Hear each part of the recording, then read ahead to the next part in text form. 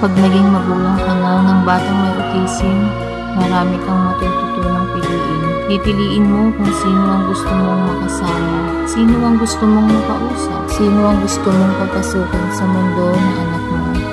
Kasi hindi lahat maiintindihan, hindi lahat marunong umunawa. Pero dun mo rin marirealize na yung mga taong tahimik lang, pero laging nandyan, sila ang tunay na nagmamahal. Hindi sa salita, kundi sa gawa.